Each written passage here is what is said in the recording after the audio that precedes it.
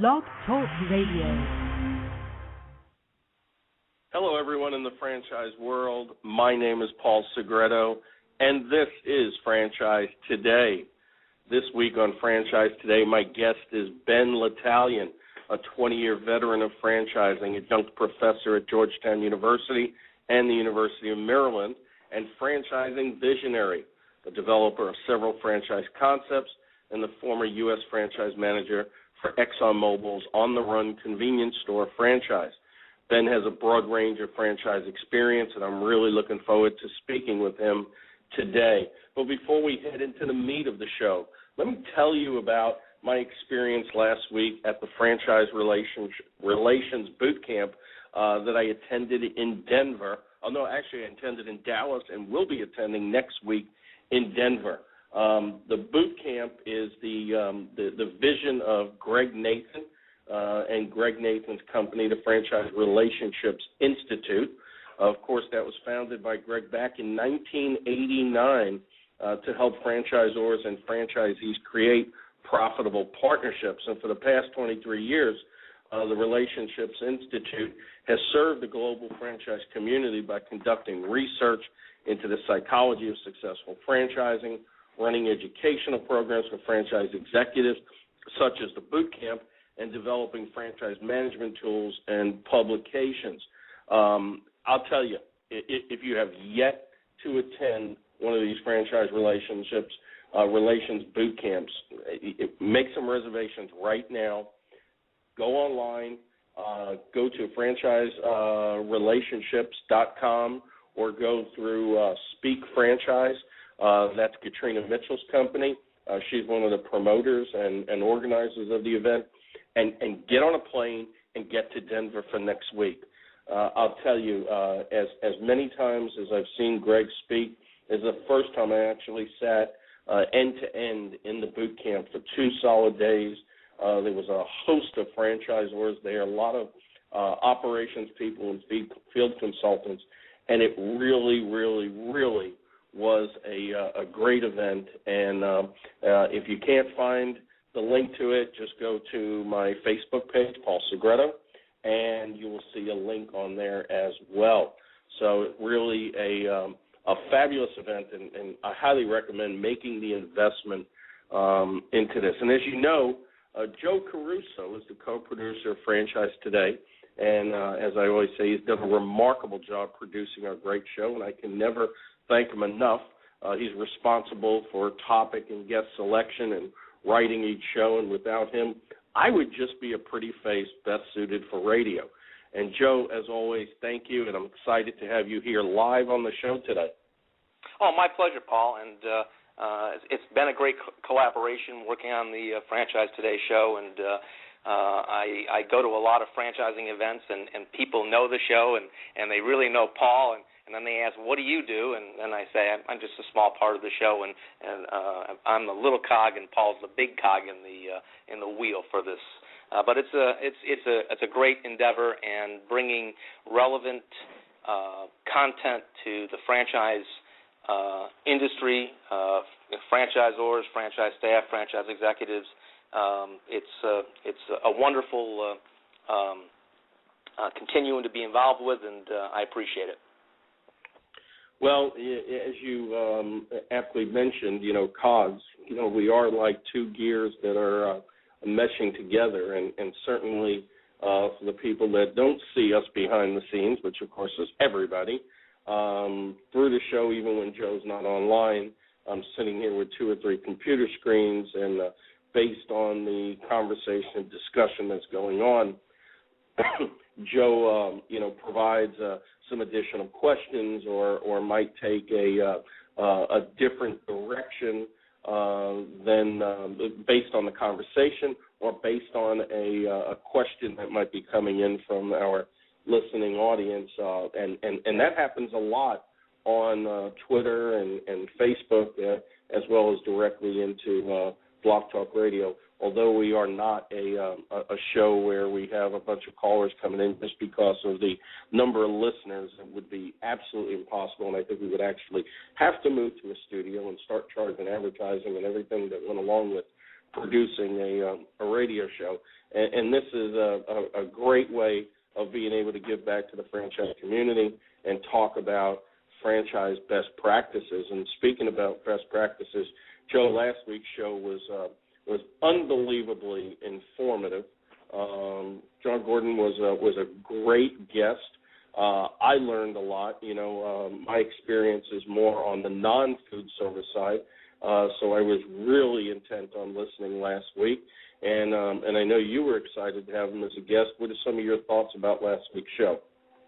Well, I think John does yeoman's work in terms of analyzing franchise unit economics at the unit level, franchisees, businesses, and at the macro level, the franchisor's business. And he's very insightful, and he's really nonpartisan in his thinking. It's really all about the numbers. And this is a guy that started at the unit level himself. I mean, he's worked in restaurants. He's worked for franchisors, and he really learned this stuff from the ground up. So I think he gave some great information to franchisors, and I think most importantly, he really advised franchisors, make sure that your franchisees can make money. The unit economics have to work for the franchisee. If they don't, you really don't have much of a franchise system, and you're probably going to have a challenge in growing. Well, what a novel idea to make money. That's what we're all in it for. And he was very, very, very good at explaining a lot of different things about restaurants and unit economics. And like I said, I learned a lot.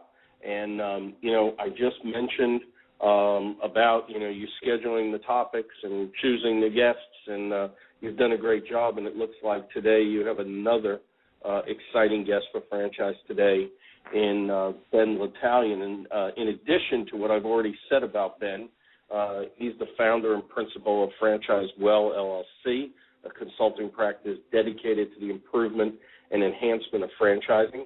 He's invested over 2 decades in the franchise community with a broad range of key management and franchise building experience. His specific strengths are in strategic planning, organizational development, concept management, and franchise system growth. He's developed and implemented strategic plans for a very diverse group of companies, including a major oil company, quick service concepts, including a sandwich and catering franchise, and a national franchisor of food court cafes. And under his direction and management, he forged significant expansion in the United States and abroad, as well as increasing brand awareness and improving profitability. And I'm happy to introduce Ben Litalien. Welcome to Franchise Today. Thank you, gentlemen. I'm very pleased to be here. Well, we certainly pleased to have you here today. And I know Joe introduced me to you online, of course, as you were a presenter at the recent Capital Area Franchise Association, of which Joe is the president of CAFA. And I saw the PowerPoint presentation, and I was very impressed and intrigued. And Joe and I had a couple of conversations, and thus you're on Franchise Today, and we're looking forward to move this along. I was really intrigued by the first screen of the presentation, the quote from Brian Tracy: "Those people who develop the ability to continuously acquire new and better forms of knowledge that they can apply to their work and to their lives will be the movers and shakers in our society for the indefinite future." What made you put that as your opening slide?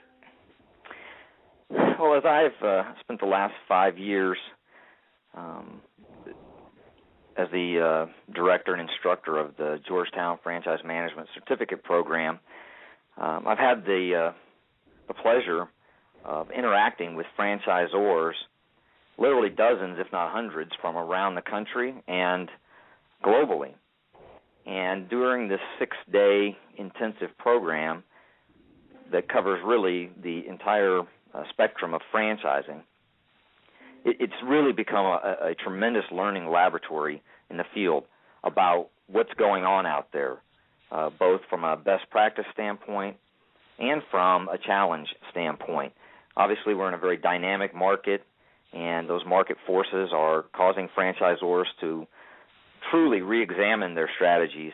And in that process, one of the areas that is coming up continually is knowledge management.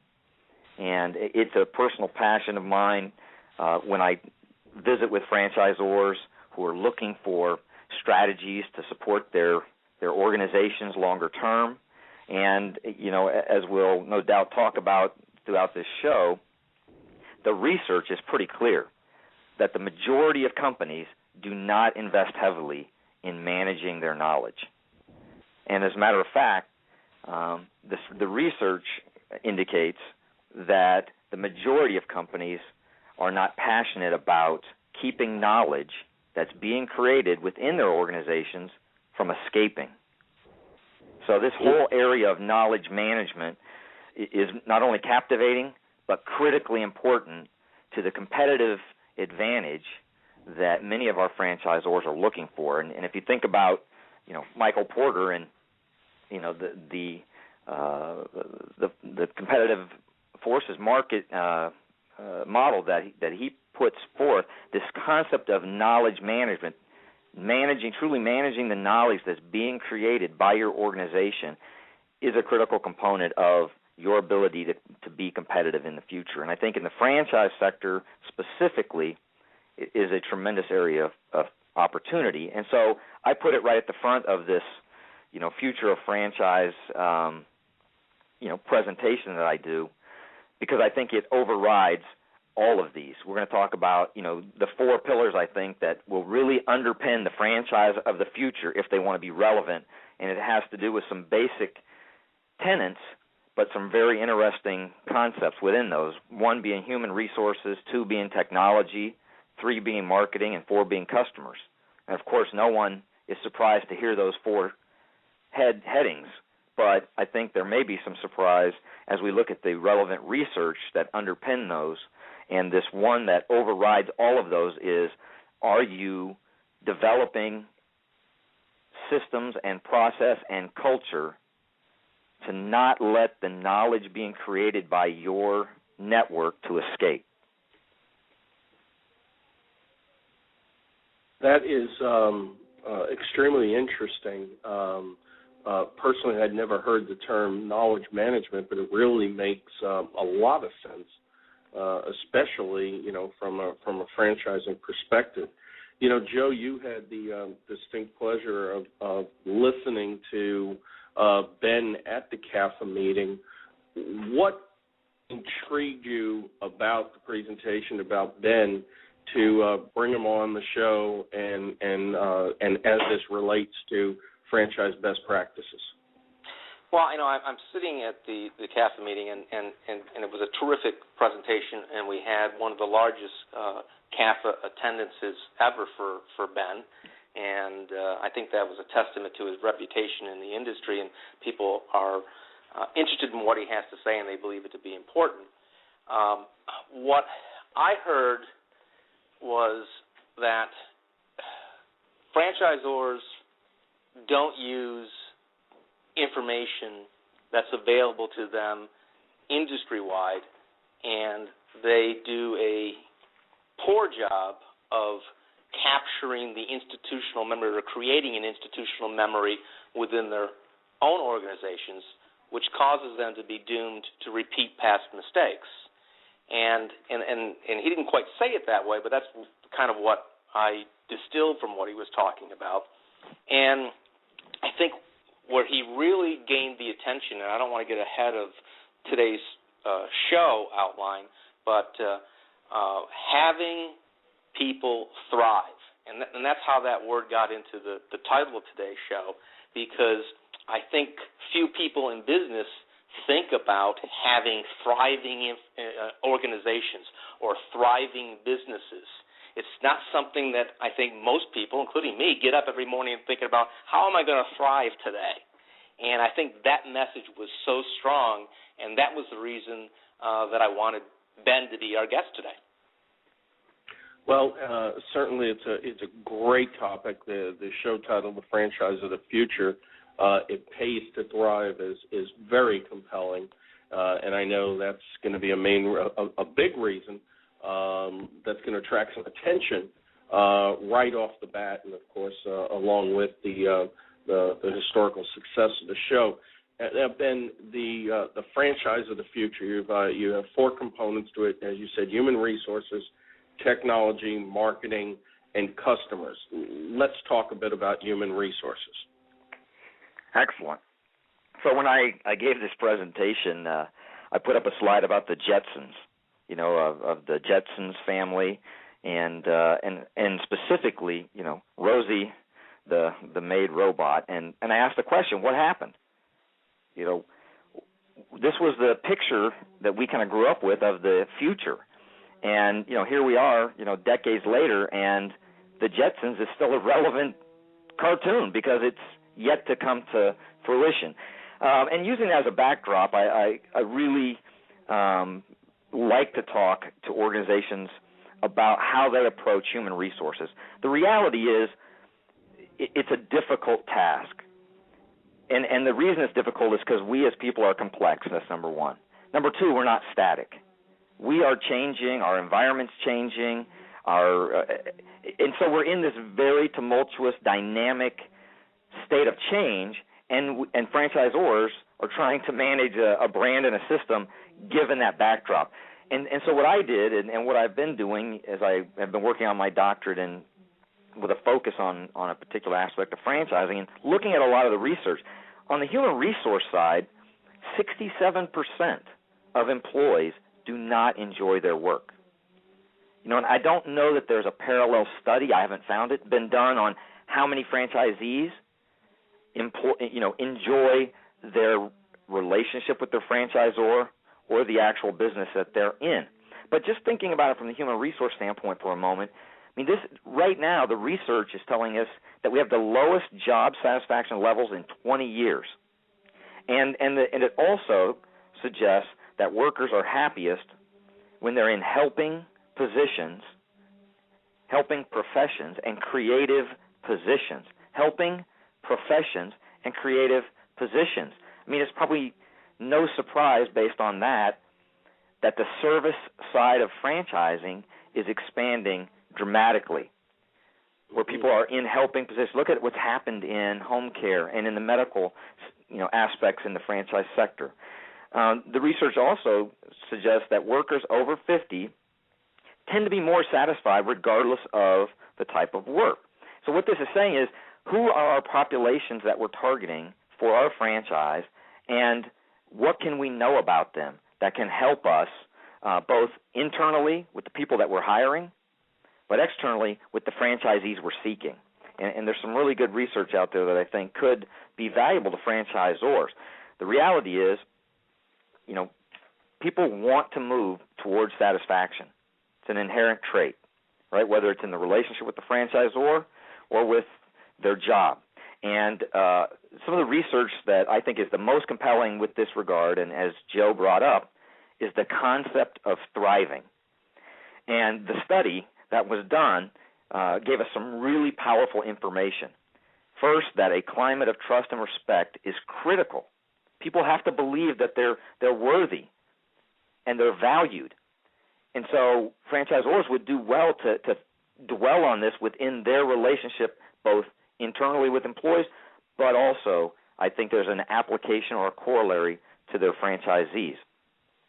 And the research also suggested two key ingredients to developing this thriving environment. One is there has to be a sense of vitality, which I don't know from your experience with franchises, but having spoken at franchise conferences, having been in franchising for over 2 decades, I could probably write a list of the franchise systems that have a sense of vitality and certainly the ones that don't. That positive feeling of energy that is within the organization is a critical element. The second that was highlighted as a key ingredient is a sense of learning. And this is where I think the best opportunity is for many franchisors to be relevant in the future, is how do the participants, employees, based on the study, but extrapolating now to franchisees, how can they acquire and apply knowledge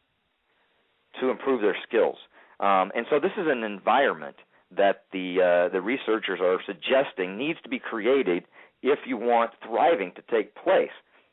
And so I'll stop there and see if you have any questions or comments, but I appreciate Joe picking up on this because I think it's critically important for franchise systems to focus on the environment that's being created, especially when you're in a tumultuous economic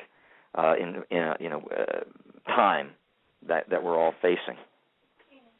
Sure, and it's real interesting having you on today with me coming out of this franchise relations boot camp, and as you said, employees, and of course relating today also to franchisees about having a positive feeling of energy available, and of course acquiring and applying knowledge and skills and having a sense of learning, because that was a lot of the what was causing the energy level really to go up at the boot camp as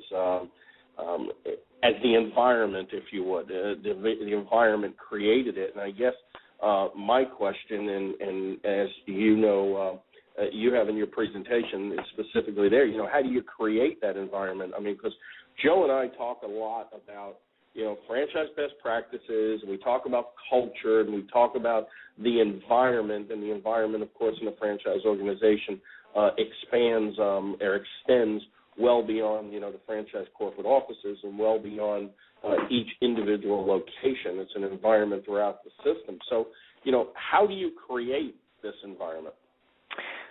Excellent. There's two things that you want to keep in mind, based on the research. One is focusing on the elimination of stress.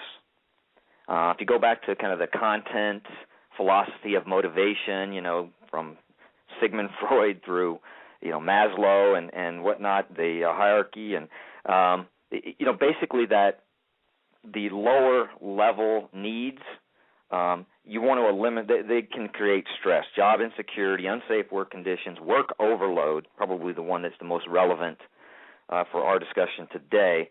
Create stress. Okay, and unless you deliberately are minimizing the impact of that, it's going to it's going to work against your ability to create a thriving environment. But now going beyond that, so what are the forward-thinking things that we can do? There's three things that came out of the study. One is there needs to be a task focus. People want to become proficient at something. And giving them clear, specific, and challenging goals, more of the process philosophy of motivation, is one of the key elements to creating thriving. We don't want to have an organization made up of expert generalists. And it seems like there's been a movement from an HR perspective to cross-train everybody to do everything. And that is going to create the opposite result of a thriving environment. Second is exploration opportunities. We are creative people. We're born that way. It's an inherent trait that we all possess. But I tell you from my experience that many organizations do everything they possibly can to beat that creativeness into submission through bureaucracy and other, well-meaning or maybe even well-intended programs within organizations. But if you want thriving within your people, within your franchise system, you have got to create exploration opportunities. You need to create environments for ideation, having idea sessions, free-flowing, open forums. The whole concept of innovation comes out of tapping into the creativeness that we each have. But if we don't create the environment to stir that creative nature, we won't have innovative outcomes. The third is promoting social support. And one of the interesting things that correlates to this concept of thriving and this promoting social support, and there's lots of good research on it, is the concept of teams. Cross-functional teams, self-managed teams, virtual teams. There's a lot of good research to suggest that you can enhance these other areas, this task focus, the exploration opportunities, and the social support through deliberately developing teams to address certain aspects of the work. So these three, according to the researchers, creates an engine of thriving, but you also, again, have to keep in mind that we have to be knowledgeable or cognizant of the elements that create stress in that environment as well, and work to minimize those.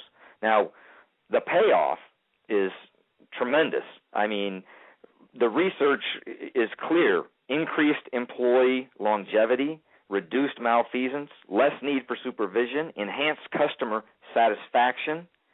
I mean, who knew if your employees are thriving that they interact better with your customers? Novel, right? And reduced operating costs. So I believe that the franchise of the future will foster an environment where employees and franchisees can thrive. You mentioned about a stress-free environment. I know Joe and I talk about this often and said, God, if we just kept the TV and kept CNN and CNBC and Fox and everything off the air for about 30 or 45 days, I think we could have a lot more of a positive environment, without a doubt. The next part, the next component in the franchise of the future is something that is very close to home for me, and that's technology. And if you would, give us a snapshot of how technology fits into the equation. Yeah, it's pretty compelling. We're overwhelmed with information. It's coming at us literally nonstop, not only in every waking hour, but even while we're sleeping, our minds are churning through how to digest, sort, and make sense of all the information that we're exposed to. So lest we think it's just when we show up at the office and we get home, unfortunately it doesn't work that way. And so where I try to focus when I'm working with franchisors and in the Georgetown program, we talk about technology as the new utility of franchising. It's not a department. It's not a silo. It's not a piece of your franchise organization. It's the utility, like the power company. The power company, we take it for granted. You flip the switch, the light comes on.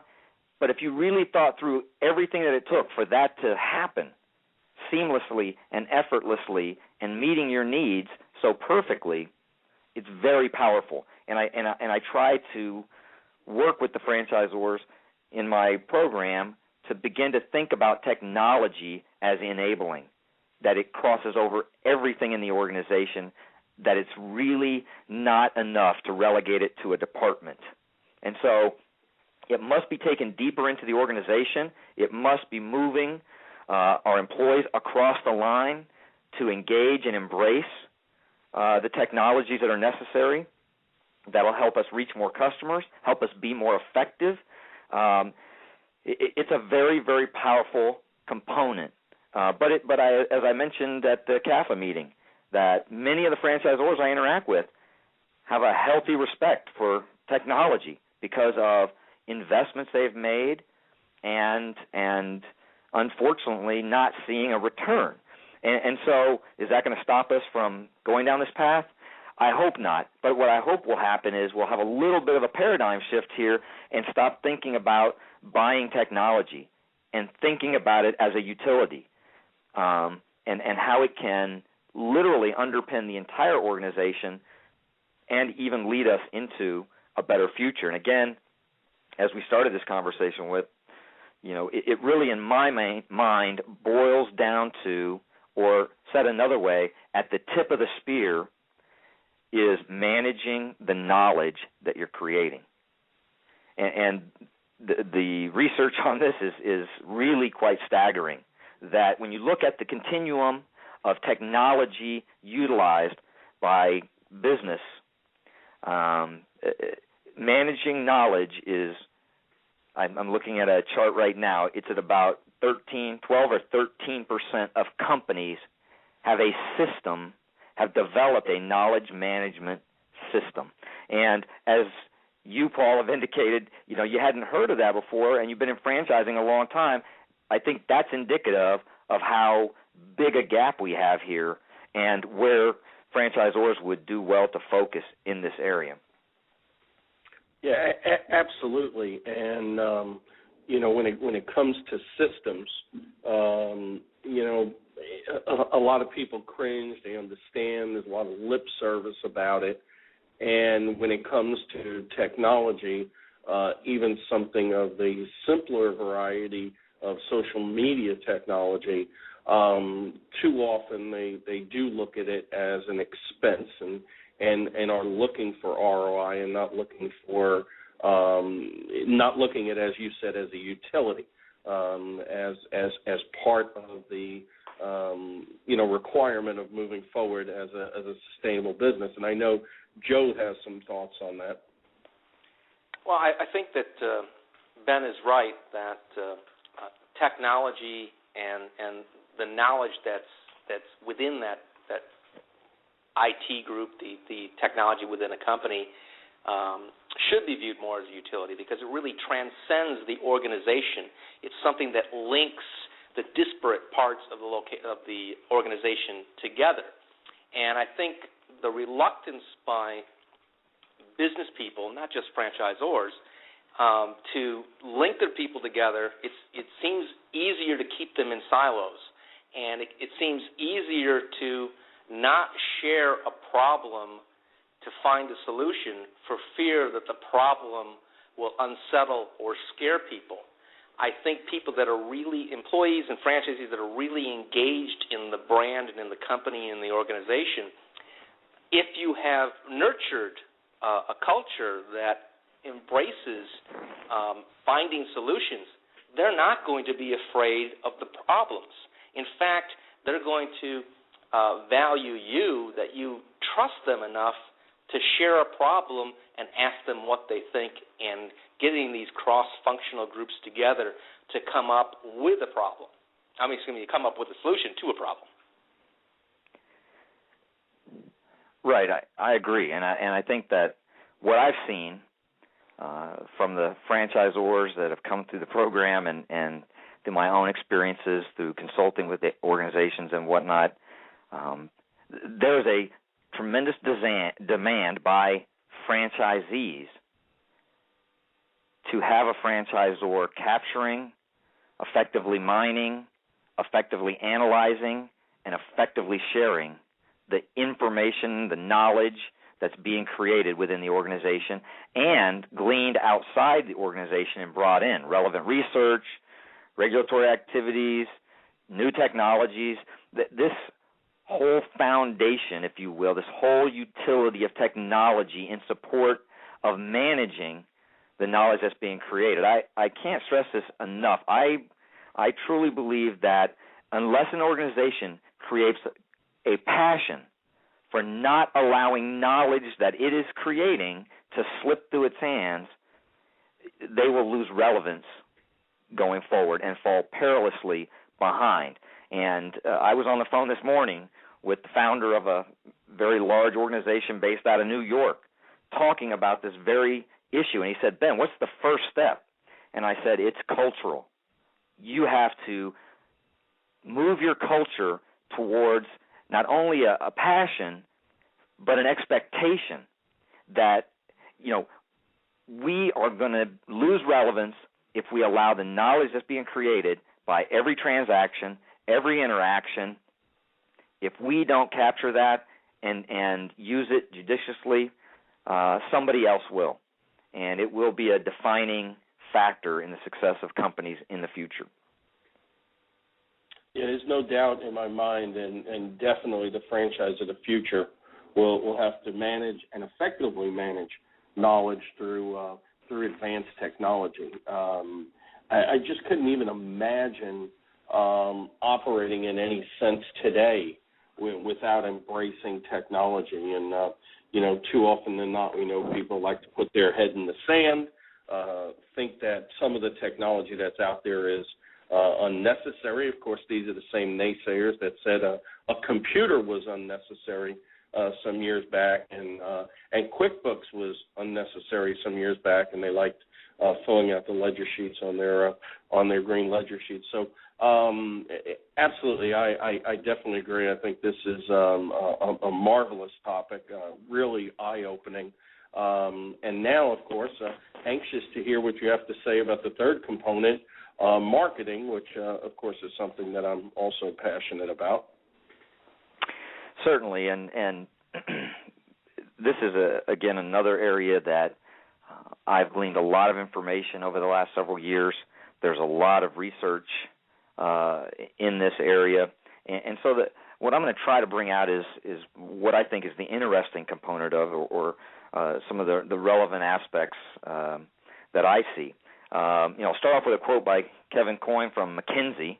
An integrated set of actions designed to help companies gain sustainable advantage over competitors. And I'd like to read that again, because I just don't think, from my perspective, from my purview, that this is the approach many franchisors are taking with what they call their marketing strategy, an integrated set of actions designed to help companies gain sustainable advantage over competitors. If you go to the SBA, and for years, what was the number one reason businesses fail? Lack of working capital.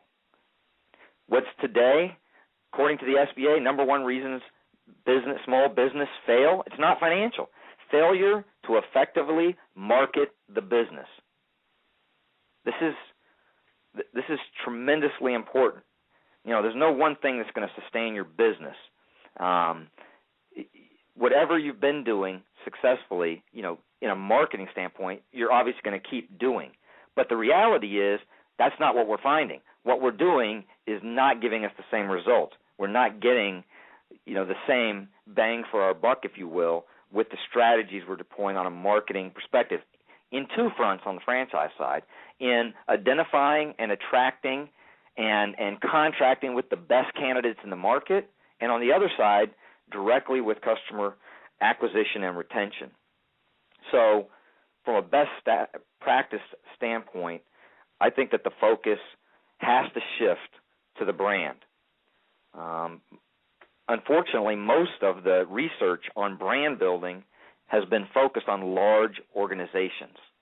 And so there's a real gap in the market out there from a standpoint of good, relevant research on the small to medium-sized business and the value of focusing on brand.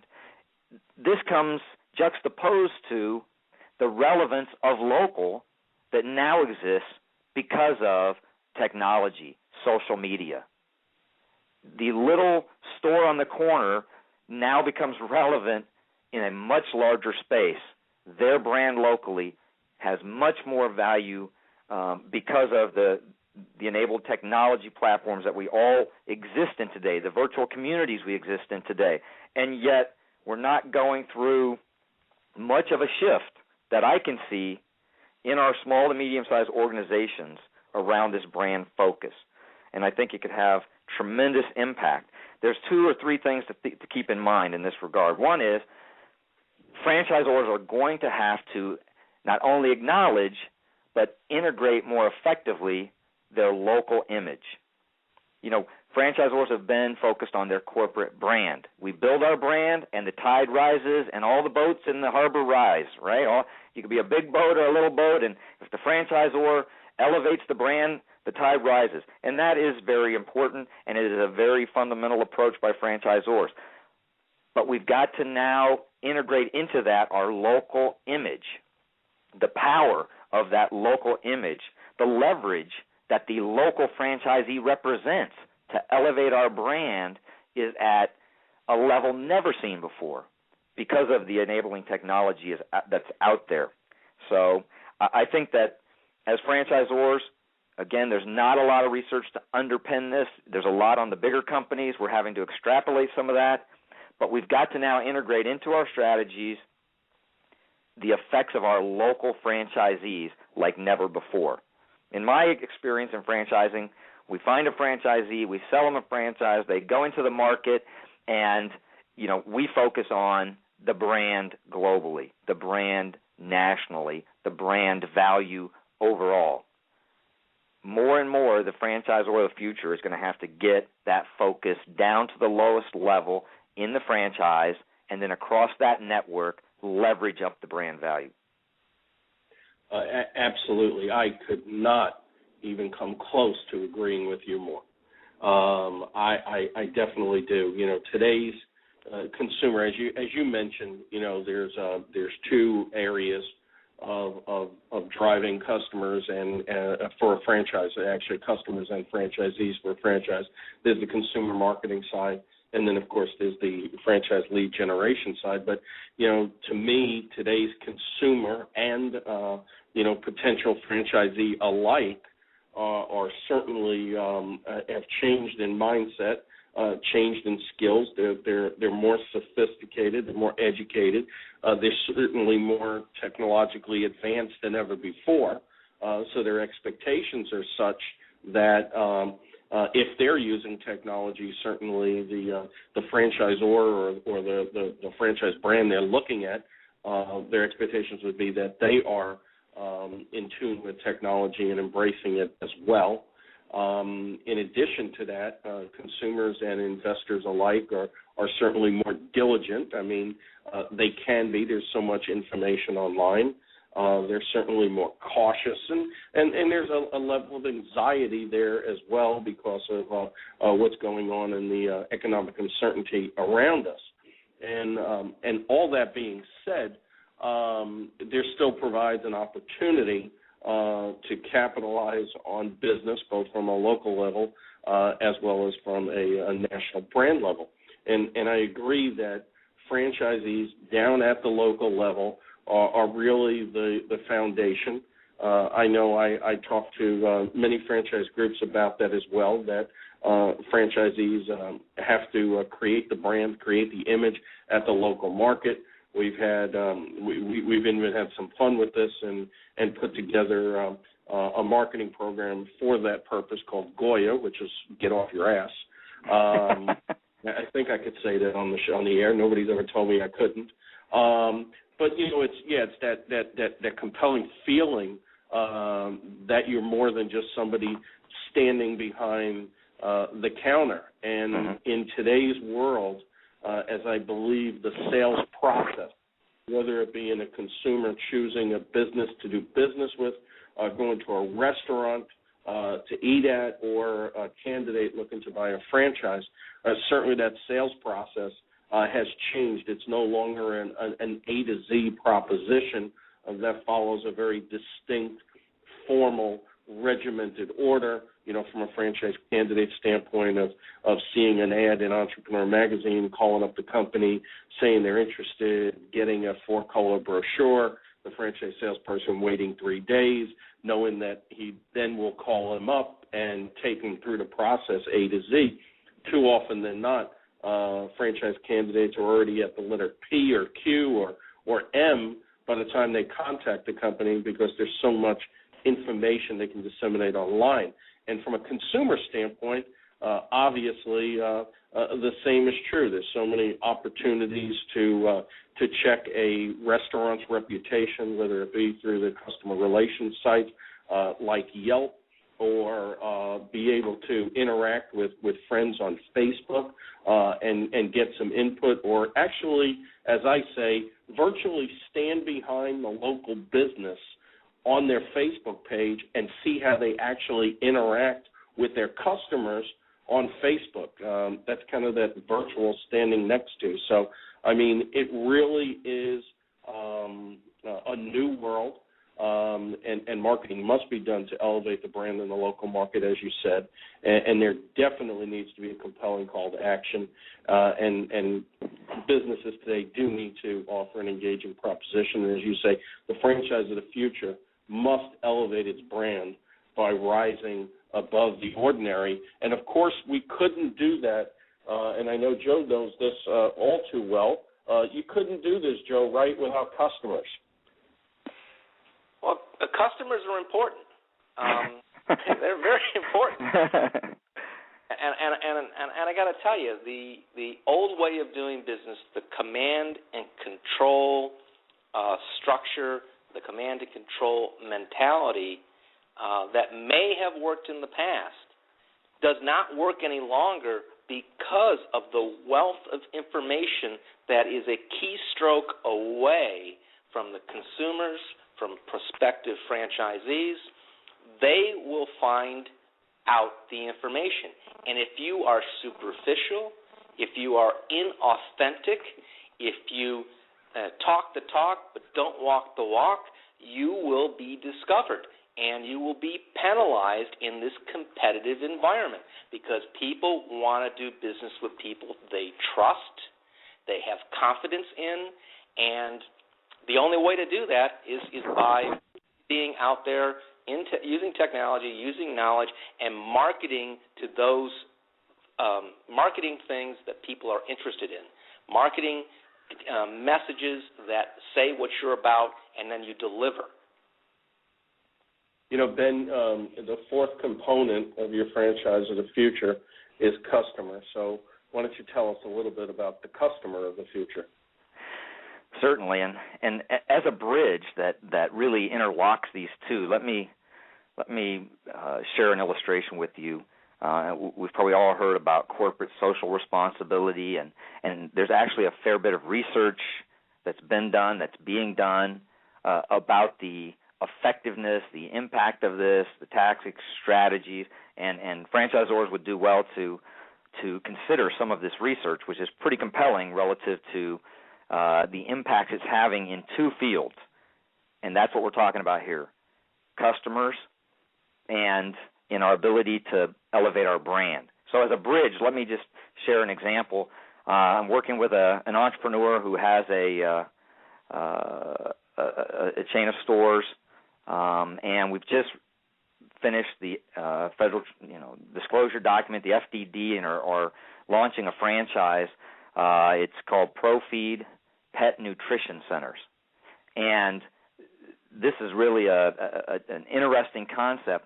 But to illustrate this point, one of the things that we did in architecting this franchise was to create a foundation.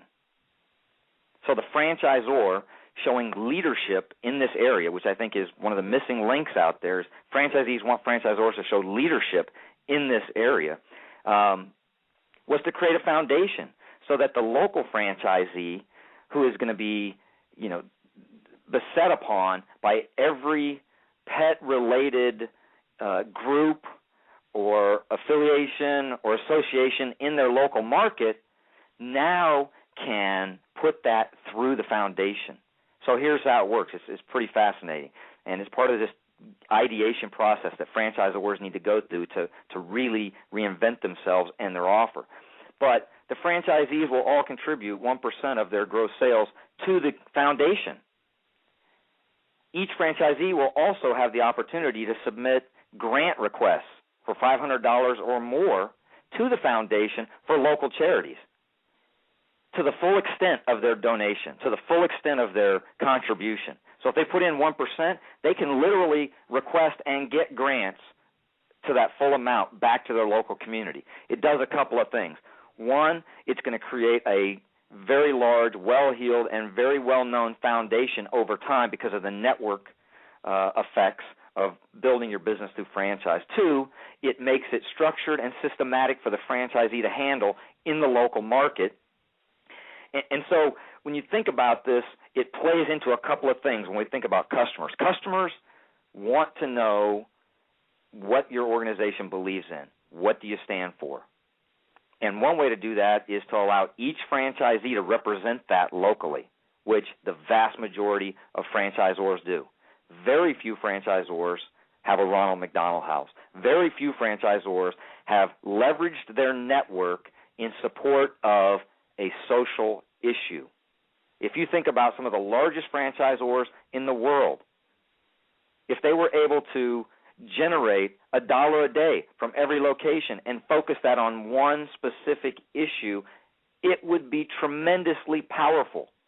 But it's not happening in the franchise sector. Not sure why. It's a missed opportunity. And I think the customers of the future, according to the research that's being done, are looking for it, and they're making purchase decisions because of it. And who are these customers? I mean, if you haven't done much research on Gen Y, definitely some place to begin your thoughts. This is a huge group moving through time, and they are, in most of our cases, the future customers that we're looking to support our business as we move in the future. But if we don't know who they are, we don't know what they're like, we don't know what their interests are, it's going to be very difficult to intercept them in the future. And so I think that's one of the critical things that we have to, as franchise organizations, look at. Who do we want? Who's going to be buying our products and services in the future, and are we creating a strategy to intercept them? I remember 20 years ago or more reading Ken Dykewall's book on the age wave, and he was talking about, he chronicled, if you will, the movement of baby boomers through time, where we went from station wagons to SUVs, because I didn't want a station wagon like my parents had. Well, who's chronicling the Gen Y and tracking their movements? I'll tell you who is. Insurance companies. I mean, you can go to MetLife right now and pull a report on America's Gen Y, 6 pages of incredible knowledge at your fingertips to begin to infiltrate our organizations and our cultures about intercepting the customers of the future. If that's not your customer, who is your customer? And get data and figure out how to intercept them. That's the critical thing. Now, you're not going to do it just because you've got a marketing strategy. You've got to integrate your organization with your customer of the future, if you will. So if your customer is a Gen Y, that's who you want to intercept. That's who is going to underpin your success in the future. But you don't have any Gen Y working for you, you're going to miss it. You're not going to see it. It's not going to be as relevant. And this goes into some research on diversity that is really powerful. The more diverse our organizations are, the better the outcomes. And it's simple. It's simple psychology. We all come from different environments. We see things differently. You put 5 people in a room that are homogenous, they're going to come up with very one-dimensional results. You put 5 people from totally different backgrounds, age groups, religions, etc., they will come out with a very robust, dynamic, maybe even brilliant solution to a problem. Why? Because what I miss, what are called scotomas, or blind spots, that I just don't see because of my background, my upbringing, my orientation, that person sitting across from me, they see that. And therefore we capture what's missing in our blind spots. So diversity is an incredibly important role in understanding and intercepting these consumers of the future. Well, you know, it's interesting. I like to make a point about Gen Y because even though they may be the customers of the future, they are probably one of the strongest groups of influencers on today's customers, whether it be the parents or relatives or you know, you think about it, with everything being so technologically advanced to some of the older people that are out there, they are relying on their kids to do some of the research for them. And they're the ones that are absolutely influencing a lot of the buying decision today. So even though they're not today's customers, they're certainly influencing buying decisions. And not just the buying decisions. I mean, they're influencing society. When they go out to look for work, the research is crystal clear. They will take less money to work for a company that believes in something, and not just believes in it by putting a ribbon on their website, but that they have planned giving, that there's engagement at the employee level, and it's systematic. It's through It is integrated throughout the entire organization. It's not a department we created called CSR to give some money to, a cause. But it is part of the culture. It is part of who we are. And Gen Y are telling us, and they're shaping our HR community right now as we speak by choosing to work for companies that are more aligned with their interests. And that doesn't necessarily represent many of the franchise companies that I've interacted with who are reticent to change a very pyramid, hierarchical organizational structure that is absolutely unattractive to Gen Y. It's really an interesting time that we're in. And speaking about time, we've got about 4.5 minutes left. And if you would, Ben, in the next couple of minutes, if you could summarize the franchise of the future for our listeners. Well, first of all, let me say how appreciative I am for the opportunity to be on your show. I appreciate the service that you provide to the franchise community in advancing knowledge and hopefully in stimulating positive thoughts out there around how we can be more effective in this franchise community. The franchise of the future that I espouse is based on very relevant research that is out there, that exists, but all too often is not accessed by the management of organizations, even in franchising. So looking at that relevant research, and then with that, all of these interactions with franchisors that have come through the program that I've consulted with, that I've interacted with, has made a very rich environment for providing this information. And the 4 components that I think are relevant to franchisors who want to be relevant in the future is that they are going to create a diverse approach to engaging customers.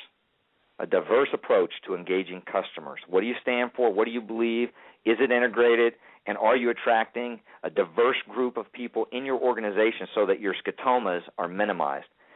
The franchisor of the future is going to elevate its brand by rising above the ordinary. The market's changed, the dynamics are changed, and if franchisors do not drive their brand message down to the lowest level in the organization, they will be ordinary, and ordinary may not survive.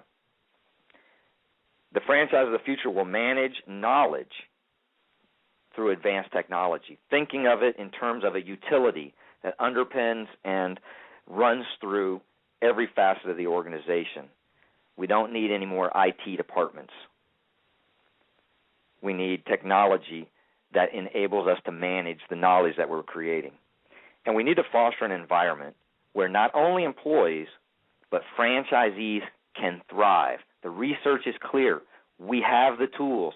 We can create the environment for thriving. The payoff, unbelievable, and yet untapped. Very well said. Ben, I really, really appreciate you being on today's show.